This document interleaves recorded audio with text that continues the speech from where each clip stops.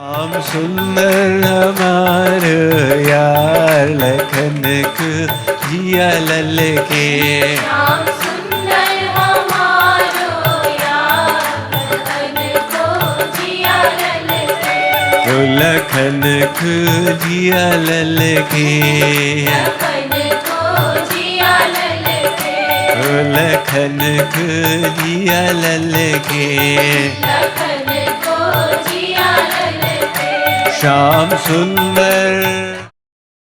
Now some people are even fighting with God.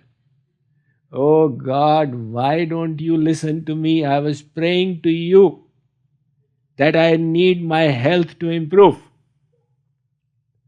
Well, it is possible that God heard your prayer but decided that this is not the right time. Maybe He said you need to burn some of your karmas. Or maybe He said you need to change your mindset and then I'm going to listen. Or maybe He said that in this difficulty or hardship your soul is getting purified, you please bear with it.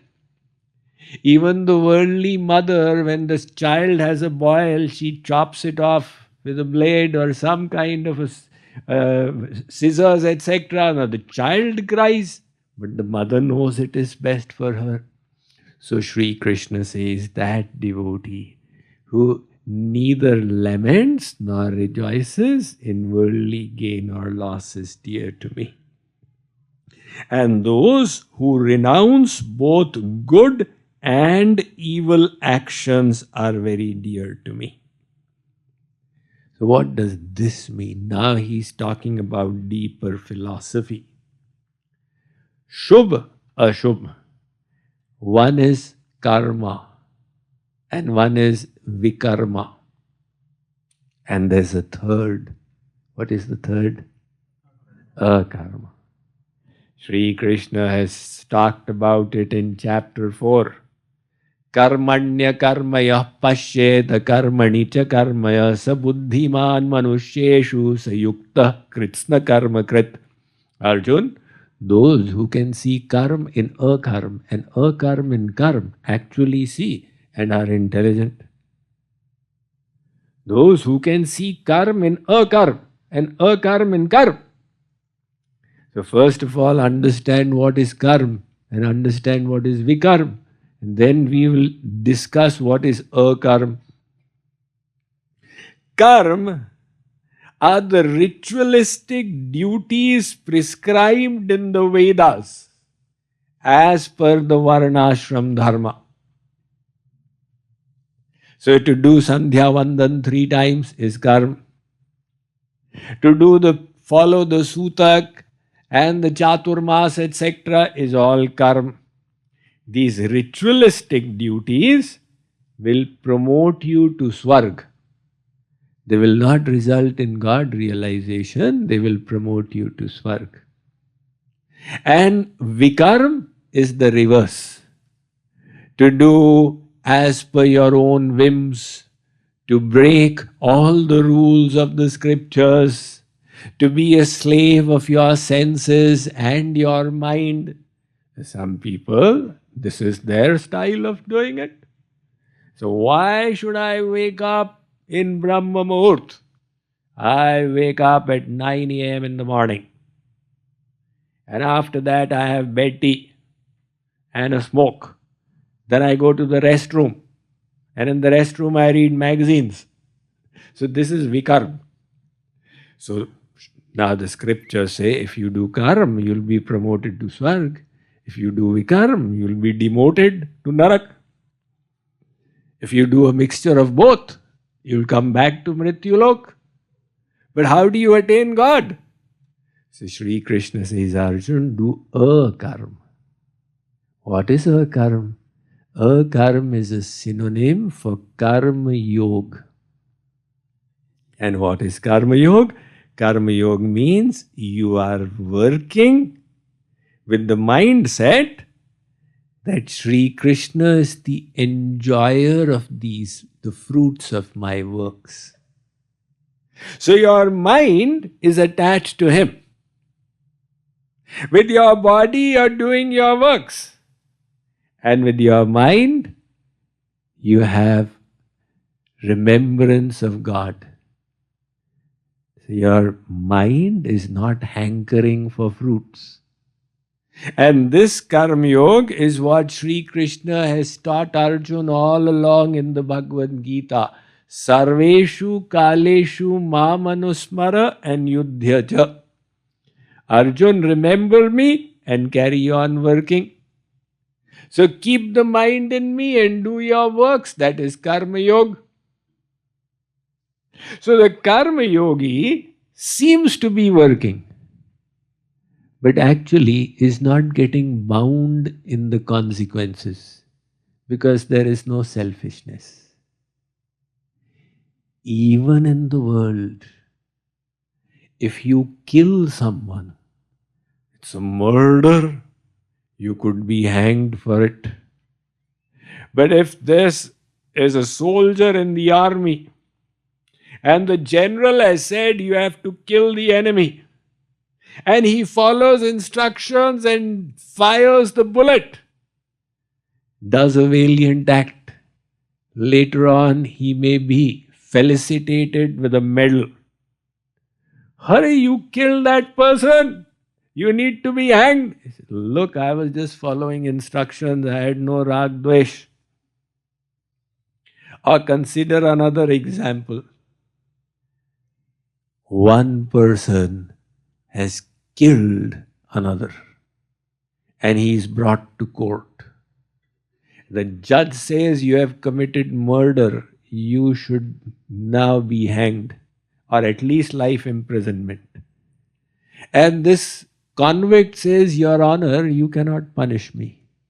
Why? That guy was standing by the roadside in an inebriated condition.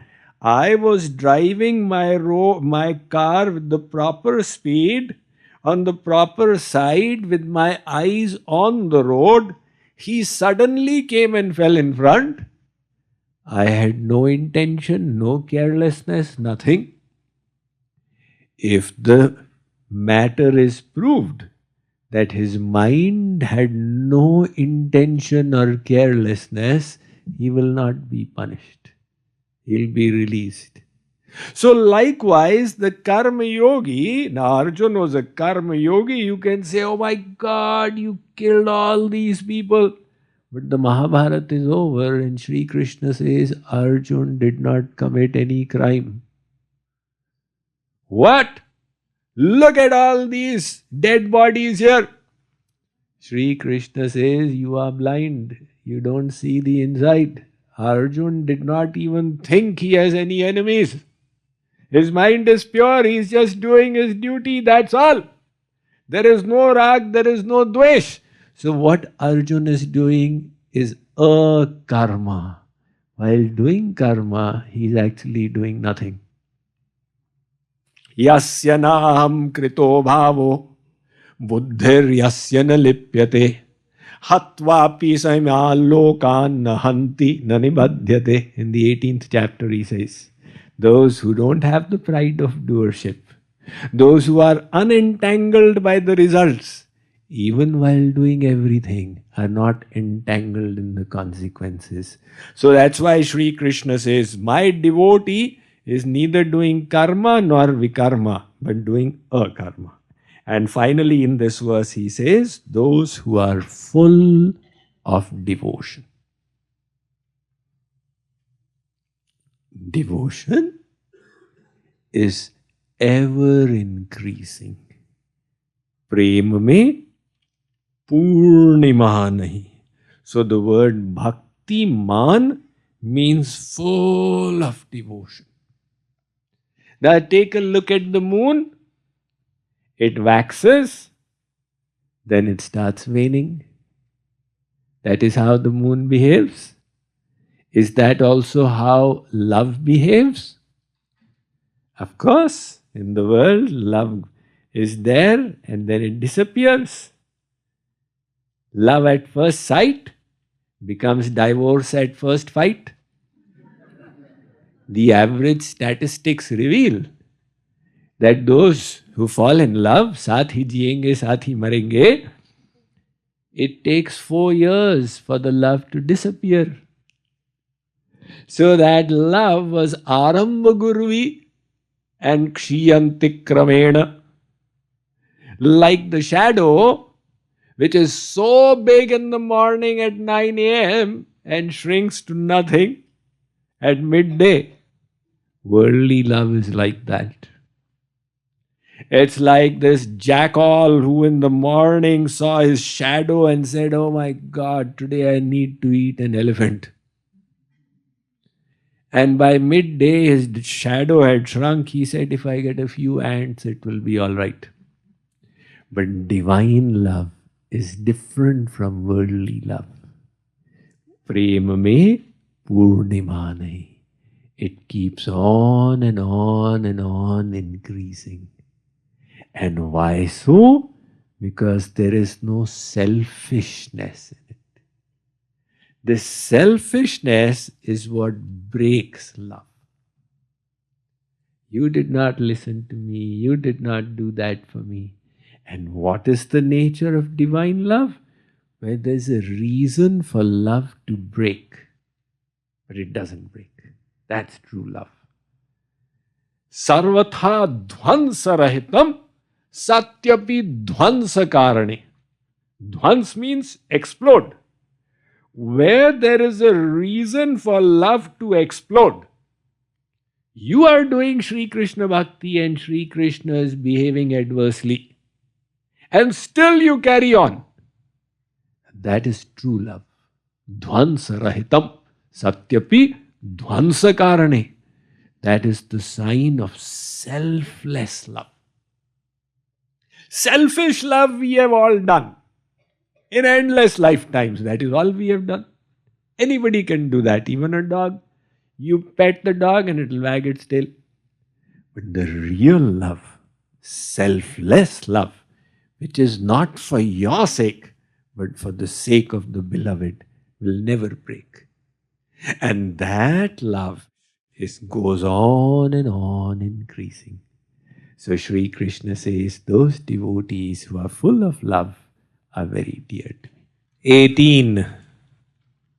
Sama shatrau cha mitre cha Shama shatrau cha mitre cha tatha manapamanayoh tatha manapamanayoh shitoshna sukha dukkheshu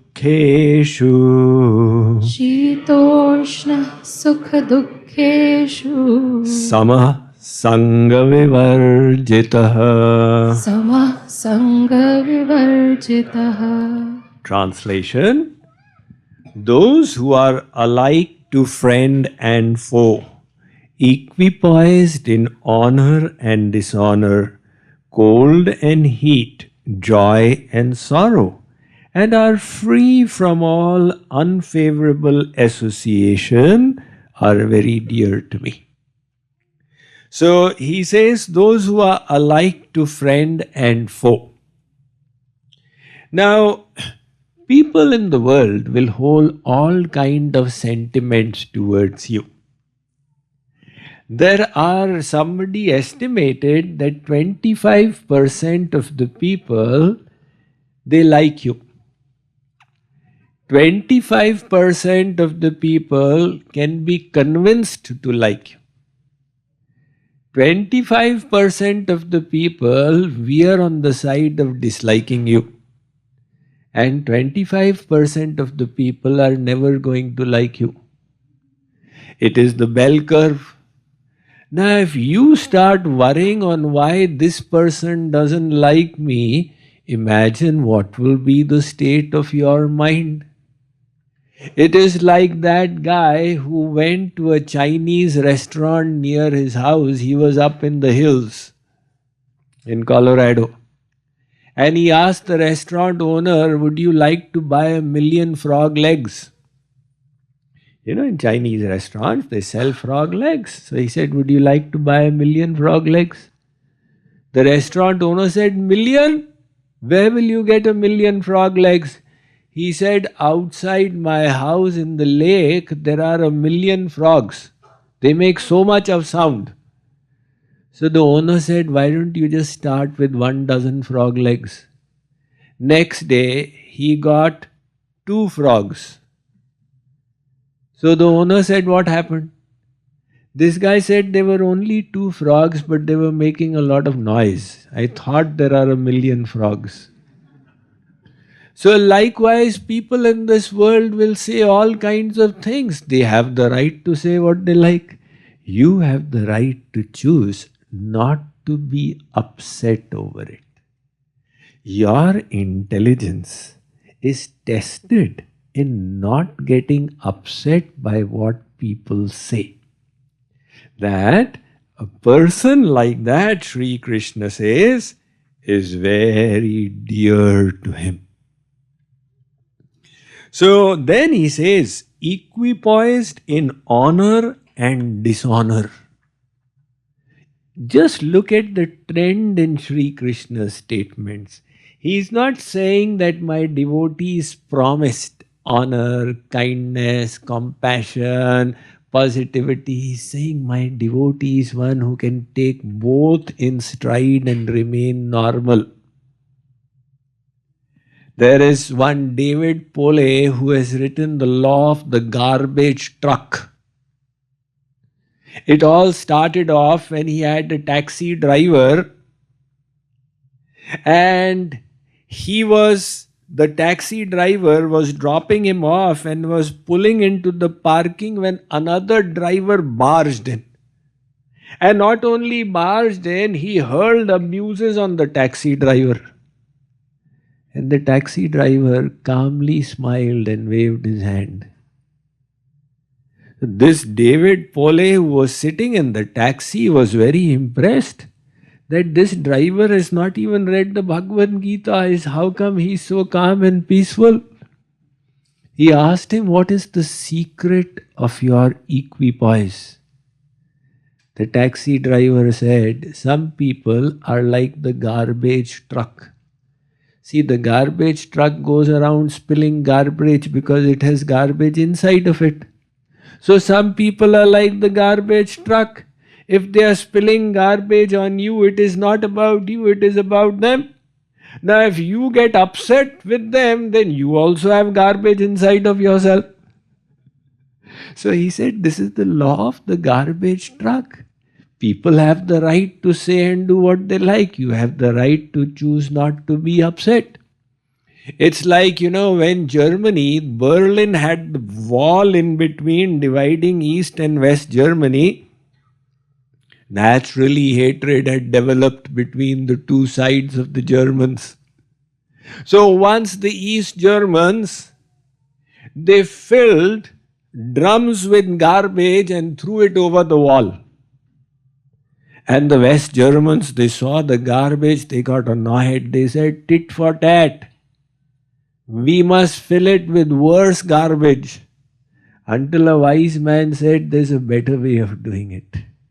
Wash these drums clean, fill them with fresh fruits and vegetables.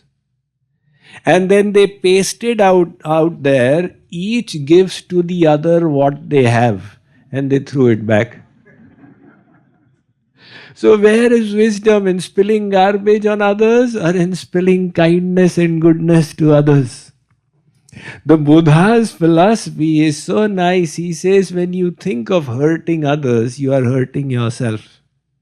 Because before hurting others, you'll bring an evil thought to your mind and the evil thought will hurt you. And you think of doing good to others, it does good to you because it all starts out with kindness and compassion. So Sri Krishna says, my devotees who refuse to get hurt, they are very dear to me. And then he says that those who are alike in cold and heat, joy and sorrow. In cold and heat, in joy and sorrow. Can you be equipoised? Or do you need a particular temperature to be undisturbed? If you need a particular temperature, then your peace is very fragile. Because this world is constantly fluctuating. Sansarati sansara, that which keeps moving is the world.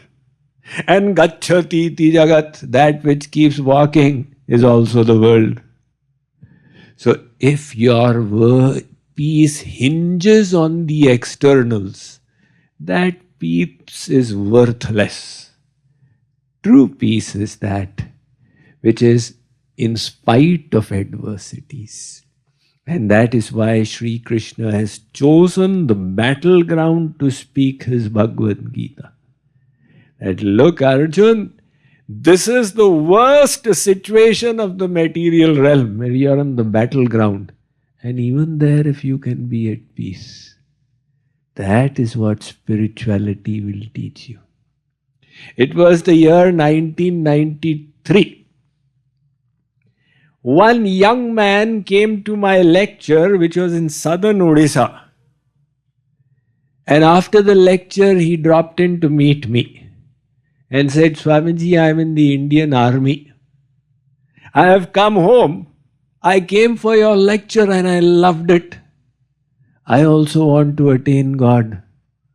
But my posting is in Kashmir. And they don't declare in the papers, but it's an undeclared war that goes on.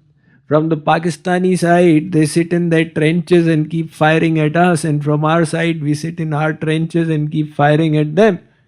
How will I do bhakti in this situation, Swamiji? I said, Hari Bapre, God has put you in the same situation as Arjun. Arjun was also in a battleground. You are also in a battleground. But Arjun was able to remember God at all time, which means theoretically you can also, if you understand the tools of spirituality. So spirituality is about tolerating the externals. Matra sparshastu kaunteya shitoshna sukha dukkhada. Arjun, the summer comes, the winter comes, you tolerate, you don't get disturbed. Likewise, positive, negative situations will come. Grow your tolerance. If you don't have tolerance, every little thing will disturb you.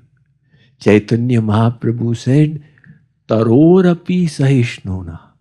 A spiritual sadhak should be more tolerant than the tree. Then nothing can disturb you.